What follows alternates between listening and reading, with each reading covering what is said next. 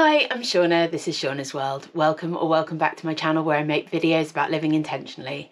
If that sounds like something you might be interested in, please give the video a thumbs up and subscribe to my channel, and you can also follow me on Instagram at Shauna's World.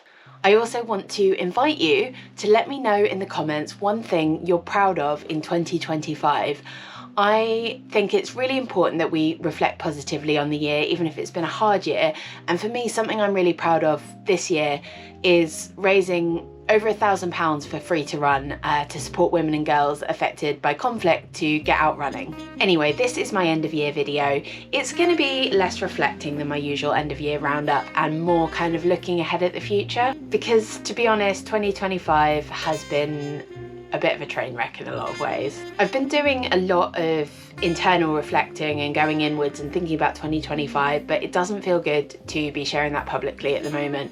I heard the phrase before, share from your scars, not from your wounds, and I feel like a lot of how I feel about this year feels quite raw and quite difficult, and I feel like it's not a healthy thing for me to be reflecting publicly on how it's gone.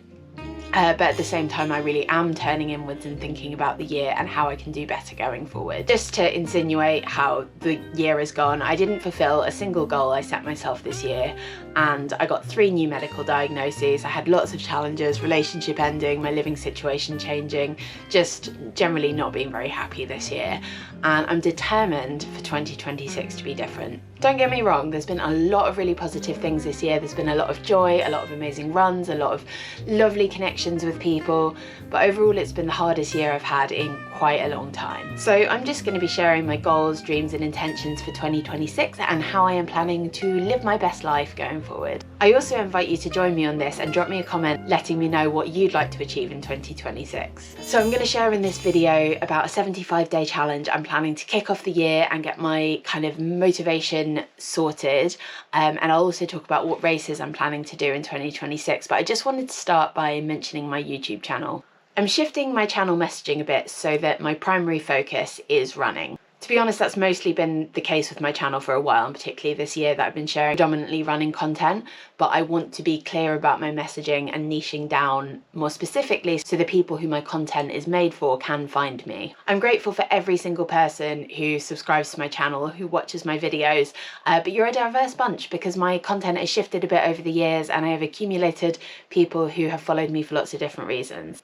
But I've been thinking about all the people who might value my content and who haven't been able to reach me yet and how I might be able to find those people. I realised I needed to be the channel that I wanted to find. So I watch a lot of YouTube, I watch a lot of running content, and I see a lot of hardcore influencers, fitness people, professional runners that are just amazing to watch but quite unrelatable to me. I wanted to see the ultra runners who are juggling around full-time jobs and not just the people who are influencers or full-time runners. I wanted to see the neurodivergent runners who are muddling through as best they can but struggling to get their runs in or to maintain consistency. I wanted to see the slow runners who care so much about the sport but are still at the back of the pack. I wanted to see the progress journeys and the wobbly reality of doing something and even pushing yourself to even a slight glow up as a runner. I wanted honest and relatable running content, and honestly I haven't gelled that much in that way with anything I found so far. So I want to be that creator for anyone who's looking for the same. I think I'd been trying to carve out that path for the last year or so, but I hadn't really been able to articulate it in that way. But I think getting clear on what my channel's about and who it's for is going to help me reach more people, and hopefully it will lead to that growth I've been dreaming of. So that's my YouTube, and then I also wanted to share an exciting challenge I'm starting the year with. I'm going to start 2026 with my own version of a challenge called 75 Soft. Now, to explain 75 Soft, I need to explain 75 Hard. So 75 Hard is a 75-day challenge that was invented by a guy called Andy Frisella. It's a mental toughness challenge and a discipline challenge as much as anything else.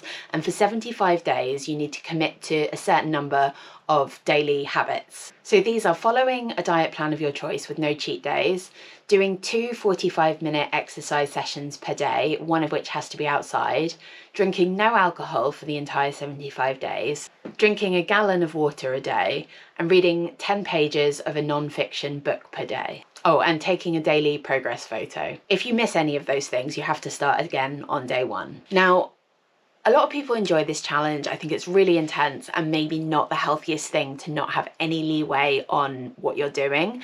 I do understand it's for building mental toughness and it's that thing about not giving up, but actually for most of us, we do need to take a rest day every now and then, or we do kind of mess up. Now, there's also a version of the challenge called 75 Soft, which is an adaptation that is just a bit softer than 75 Hard. So, for example, you can drink alcohol on special occasions. You can have one cheat day per week on your diet. You only have to do one 45-minute exercise session a day, and I think you have a rest day per week. I can't remember the exact parameters, but either way, these two challenges as they are didn't sound exactly right for me. So I wanted to create my own version using the habits that I think will make me a better runner and will help me build that discipline and that mental toughness going into 2026.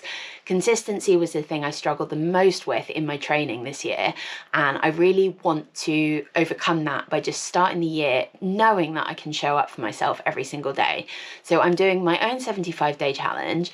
It's not going to be as rigid. It's not going to be if I mess up a day, I have to start again on day one. But I'm bringing intention to these habits for the next 75 days, starting on the 1st of January. So in my version of the challenge, I'm going to include these things. So 30 minutes of daily movement, and that can be anything from doing the runs that are in my training plan to just walking or gentle yoga, but it has to be conscious movement. I can't just be like, oh, I walked to the shop and that counted as my movement. It has to be intentional. Then sticking to my training plan fully for that whole time, so not missing any sessions and sticking basically verbatim to my training plan. Eating at least 90 grams of protein a day. I think that's really important for building muscle and building strength, and also being intentional about what I eat. I'm also going to track what I eat every day. I'm not necessarily going to change too much about what I eat apart from the protein and making sure I'm getting enough, but I find when I track what I eat, I tend to eat more intentionally and not to overeat or undereat.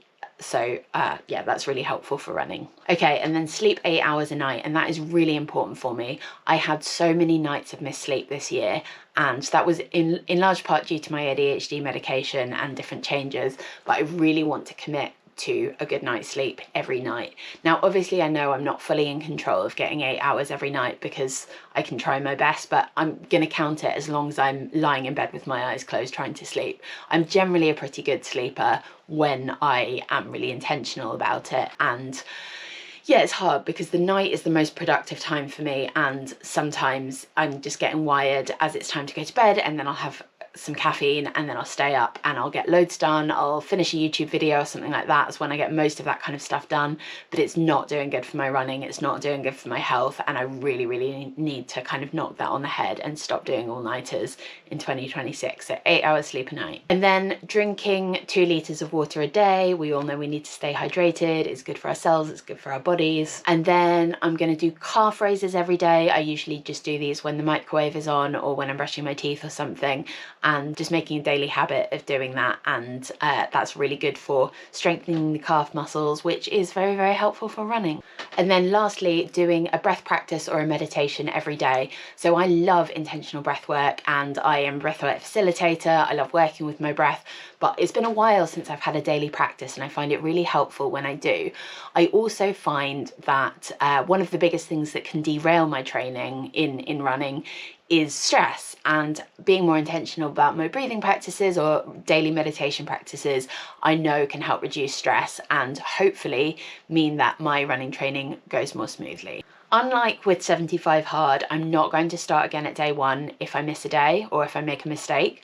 I'm going to go more with the carrot motivation. I'm going to give myself a reward for hitting certain milestones, maybe put some money into a pot and then treat myself to something nice at the end. I know this is going to be hard for me, but I'm also trying to go into it really positively and knowing that this is important for me to start the year with good intention, with good habits, and that when life gets busier again, when we come out of the winter and more social plans are happening, more runs and races are happening, then I'm kind of in a good mindset and in good habits for moving forward in a strong way into the rest of the year. So that's how I'll be starting 2026, and I'll be filming the whole thing. I hope if I complete this, I can give myself the confidence that I really can show up for myself and commit to something when I really bring my attention to it, despite a history of often making bad choices and just letting myself down. As I share this, I genuinely don't know if I can.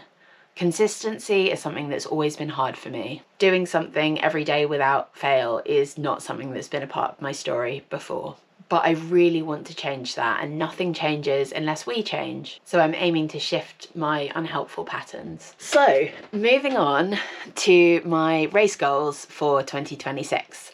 So I've just entered my A race for the year and I'm very excited about it. It's the Hope Trail Festival 36, which is a 36-hour timed race. And there are also 12-hour and 24-hour options. So the course is a loop, I think about 5 miles, and then you just run as many loops as you can in that 36 hours.